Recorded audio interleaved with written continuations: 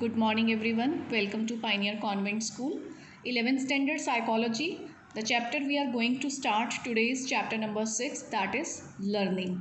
So in this chapter, first of all, we will know the difference between reflexive responses and learned responses. After that, I will tell you the meaning of learning. So first of all, what are reflexive responses? ये वो responses होते हैं जो हमें by birth आते हैं, जो हम किसी से सीखते नहीं हैं. For example blinking of eyes, या कई बार हमारा हैंड अगर हॉट ऑब्जेक्ट्स पे टच हो जाए तो वो हमारा हैंड अपने आप पीछे हो जाता है. तो वो रिस्पॉन्सेज हमें कोई नहीं सिखाता, वो हमें बाय बर्थ आते होते हैं. बट विद द एज हम अपने एक्सपीरियंसेस से और हम कुछ काम दूसरों को करते हुए देखकर जब हमारे बिहेवियर में जो चेंजेस आते हैं या कुछ रिस्पॉन्सेज हम सीख जाते हैं, उनको हम कहते हैं लर्नड रिस्पॉन्सेज. और यही मीनिंग है लर्निंग का कि जो रिस्पॉन्सेज और जो बिहेवियर हम सीखते हैं उसको लर्निंग कहते हैं. तो यहाँ पे लर्निंग का मीनिंग, जो आप लर्निंग से मीनिंग निकालते हैं किसी चीज़ को याद करना, क्रैम करना, यहाँ पे लर्निंग का मीनिंग वो क्रैम करना, याद करना नहीं है. यहाँ पे लर्निंग का मतलब होता है कि एक्सपीरियंसेस से दूसरों को करते हुए देख के या फिर कुछ प्रैक्टिस करके जो रिस्पॉन्स हम सीख लेते हैं उसे हम लर्निंग कहते हैं. Point is clear now see what is learning. First of all, learning is a psychological process. Why? Because it involves action of mind. It involves our brain. Cognitive function है हमारे brain का. इसी function पे सब कुछ depend करता है कि लर्निंग पे ही हमारी पूरी लाइफ डिपेंड करती है कि हम लाइफ में कैसे सेटल होंगे या हैप्पीनेस को गेन करेंगे. तो हाउ वी लर्न, कैसे सीखते हैं हम लर्निंग, ये सारा हम लर्निंग के अंदर स्टडी करेंगे. एम्पिरिकली प्रूवन है, प्रैक्टिकल से प्रूव की गई हैं लर्निंग की कुछ चीज़ें कि हम इसको सीखते हैं और कितनी क्वांटिटी में सीखते हैं, ये प्रैक्टिकली प्रूवन है.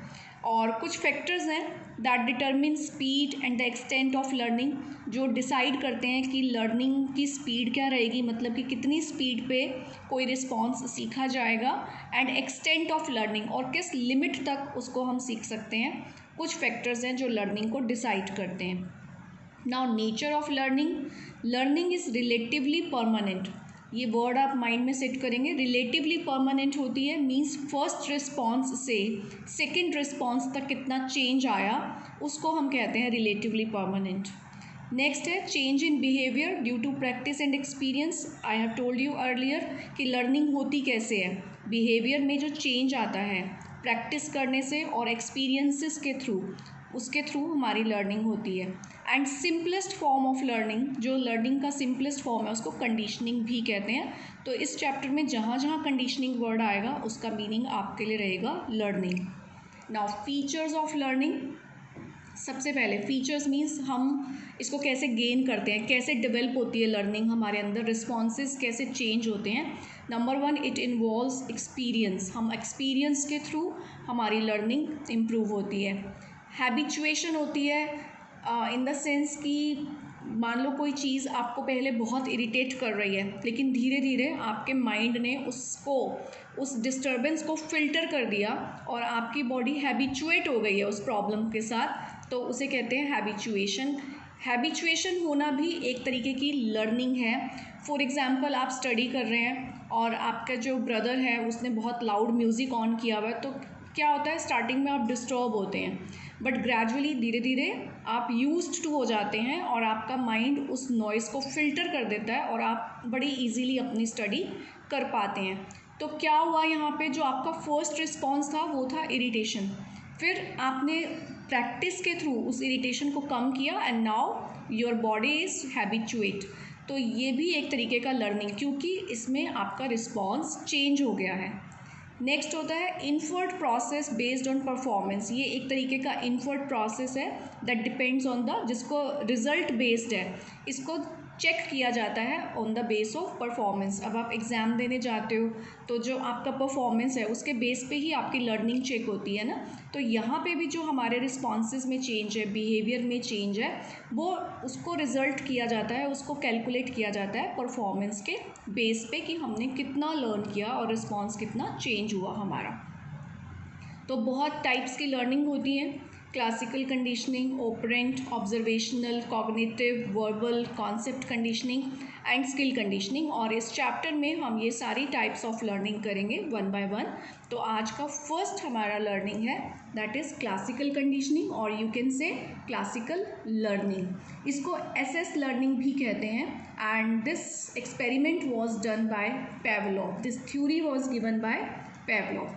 तो पहले हम एक्सपेरिमेंट देखते हैं, then I will explain you what is the meaning of SS learning.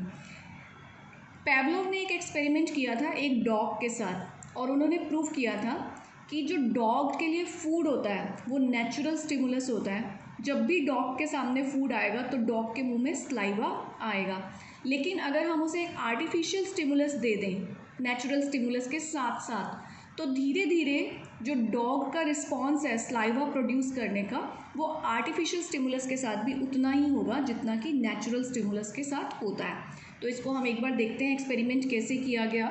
Before means first of all food present किया गया डॉग के सामने, और फूड क्या था, नेचुरल स्टिमुलस था, जिसको हम अनकंडीशनल स्टिमुलस भी कह सकते हैं कि उसमें कोई कंडीशन नहीं लगाई गई, उसमें कोई लर्निंग नहीं है, नेचुरल है, फूड सामने आएगा तो स्लाइवा आएगा ही आएगा। तो here US stand for unconditional stimulus and UR stands for unconditional response, कि डॉग को अनकंडीशनल स्टिमुलस दिया गया और उसको अनकंडीशनल रिस्पॉन्स मिल गया कि स्लाइवा आ गया। ओके, नाउ अब एक्सपेरिमेंट स्टार्ट हुआ। ड्यूरिंग द एक्सपेरिमेंट पहले एक बेल बजाई गई, फिर बेल के फिनिश होने से पहले ही वहाँ पे एक फूड भी प्रेजेंट कर दिया गया। तो जो डॉग का स्लाइवा आया दैट वाज द रिस्पॉन्स। तो इसमें दो स्टिमुलस हो गए। अब एक तो हो गया कंडीशनड स्टिमुलस। कंडीशनड स्टिमुलस हम उसे कहते हैं जो हम सिखाना चाहते हैं वो कंडीशनड होता है। एंड फूड भी साथ में आया, तो ये कौन सा स्टिमुलस है, अनकंडीशन। क्योंकि इस एक्सपेरिमेंट में दो स्टिमुलस दिए गए, इसलिए यहाँ पे इसका नाम दिया गया था S S learning, stimulus stimulus learning. तो आपको एस एस लर्निंग क्लियर हो गया। तो जब एक्सपेरिमेंट चल रहा था पहले बेल बजाई गई दैट इज़ कंडीशन स्टिमुलस, फिर फूड दिया गया, अनकंडीशन स्टिमुलस दे दिया गया, तो डॉग में नेचुरली स्लाइवा प्रोड्यूस हुआ। उसके बाद ये एक्सपेरिमेंट 3 टाइम 4 टाइम रिपीट हुआ, और इस तरीके से डॉग में स्लाइवा प्रोड्यूस होता रहा। नाउ आफ्टर 3, 4 और 5 ट्रायल्स व्हाट हैपेंड कि बेल बजाई गई, कंडीशन स्टिमुलस दिया गया, लेकिन फूड प्रोड्यूस साथ में नहीं दिया गया।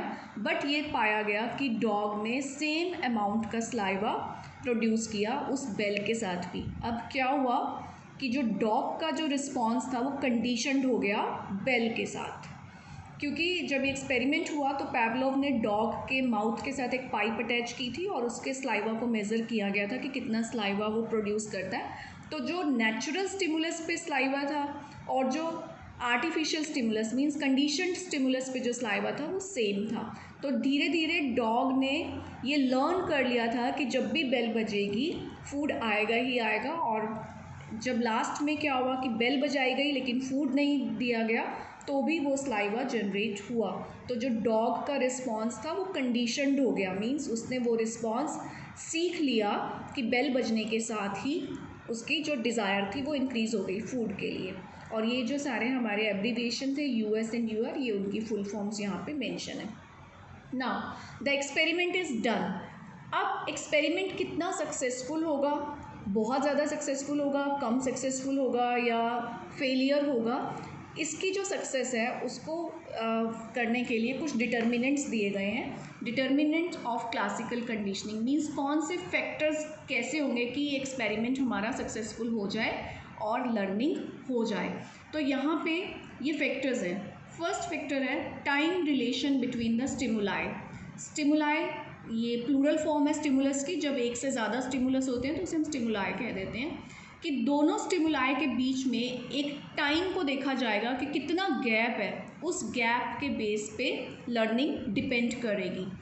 नाउ इन्होंने जो चेक किया that was forward conditioning and backward conditioning. Forward conditioning में 3 टाइप्स ऑफ टाइम फ्रेज था। फर्स्ट ऑफ ऑल साइमल्टेनियस, जबकि दोनों स्टिमुलस को बिल्कुल सेम टाइम पे प्रेजेंट किया गया, conditioned stimulus and unconditioned stimulus, बिल्कुल सेम टाइम पे बेल बजी, सेम टाइम पे खाना आ गया। सेकेंड इन्होंने क्या किया कि उसमें थोड़ा डिले कर दिया, पहले बेल बजी, अभी बेल ख़त्म नहीं हुई थी, उससे पहले फूड आ गया था, मीन्स थोड़ा गैप था बेल में और फूड में। फिर था ट्रेस, ट्रेस में क्या था कि दोनों के बीच में गैप था, पहले बेल बजी, बेल बंद हो गई, फिर फूड आया, और तीनों स्टेप्स को एक्सपेरिमेंट किया गया और ये फाइंड आउट हुआ कि जो डिलेड फॉर्म होती है इसमें जो कंडीशनिंग होती है वो बहुत फास्टर होती है। यहाँ पे कंडीशन के साथ साथ ही अनकंडीशन स्टिमुलस आ गया, तो पता ही नहीं चल रहा था कि डॉग का रिस्पॉन्स किसके लिए आ रहा है। यहाँ पे पहले कंडीशन स्टिमुलस हुआ, अभी वो फिनिश नहीं हुआ था, फिर फूड आया, तो रिस्पॉन्स को बहुत अच्छे से मेज़र किया जा सका। और यहाँ पे गैप ही बहुत था, तो इसमें मेज़रमेंट इतना सक्सेसफुल नहीं हुआ और रिज़ल्ट भी सक्सेसफुल नहीं हुआ। बैकवर्ड कंडीशनिंग में क्या होता है कि पहले अनकंडीशन स्टिमुलस दिया गया, उसके बाद कंडीशन स्टिमुलस दिया गया।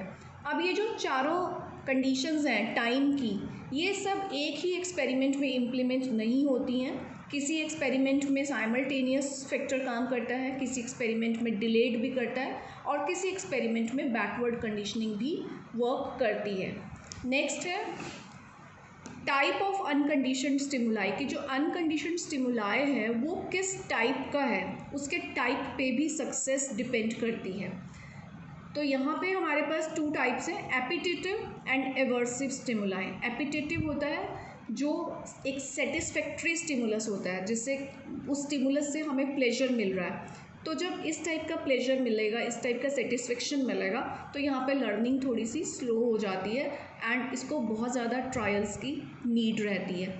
लेकिन जो एवर्सिव स्टिमुलाई होता है उसमें बहुत ज़्यादा हार्म भी होता है, पेन भी होता है, और पर्सन उससे दूर भागने की ट्राई करता है, अवॉइड करने की ट्राई करता है। तो यहाँ पे लर्निंग बहुत फास्ट होती है और इसमें बहुत कम ट्रायल्स की रिक्वायरमेंट रहती है। फॉर एग्ज़ाम्पल, अगर किसी बच्चे ने किसी हॉट ऑब्जेक्ट को टच कर लिया तो उसको पेन हुआ, उसे हार्म हुआ, तो उसने एक ही बारी में सीख लिया ना कि अब इसको मुझे टच नहीं करना, यहाँ पे ट्रायल्स की रिक्वायरमेंट नहीं रहती। लेकिन कुछ चीज़ें घर में ऐसी होती हैं जो हम बच्चे को बार बार कहते हैं कि इसको टच नहीं करो, टच नहीं करो, लेकिन उसे टच करने से, फॉर एग्ज़ाम्पल कोई इलेक्ट्रिक इक्विपमेंट है, अभी वो ऑफ़ है, उसको टच करने से ना तो कुछ हार्म हो रहा है, ना उसको कोई पेन हो रहा है, तो उसको वो रिस्पॉन्स सिखाना कि आपने इसको टच नहीं करना, उसमें बहुत ज़्यादा ट्रायल्स की रिक्वायरमेंट हो जाती है। नेक्स्ट है इंटेंसिटी ऑफ कंडीशन स्टिमुलाई, कि जो स्टिमुलाई दिया जा रहा है उसकी इंटेंसिटी कैसी है। अगर स्टिमुलस की इंटेंसिटी ज़्यादा है तो ट्रायल्स की रिक्वायरमेंट कम रहेगी और लर्निंग बहुत जल्दी हो जाएगी। जैसे कि बेल की अगर हम बात करें कि बेल को अगर बहुत लाउड बजाया जाए या ज़्यादा देर तक बजाया जाए, उसकी इंटेंसिटी अगर बढ़ जाएगी तो जो डॉग की कंडीशनिंग थी उस बेल के साथ वो फास्ट हो जाएगी और बहुत कम ट्रायल्स में ही डॉग उसको लर्न कर लेगा, उस रिस्पॉन्स को और उस बिहेवियर को। तो ये सारा था हमारा आज का टॉपिक, जिसमें हमने क्लासिकल कंडीशनिंग को स्टडी किया, features of learning, nature of learning. Classical conditioning में 2 तरीके के स्टिमुलस होते हैं, कंडीशनल स्टिमुलस, वो रिस्पॉन्स जो हमें सीखना है, और एक अनकंडीशनल स्टिमुलस जो कि नेचुरल स्टिमुलस होता है। और ये सारे डिटर्मिनेंट्स हैं, फैक्टर्स हैं जो क्लासिकल कंडीशनिंग की सक्सेस को डिफाइन करते हैं। So student, we have done this much, and in the next video we will be doing our second conditioning, that is operant conditioning. Till then, have a good day.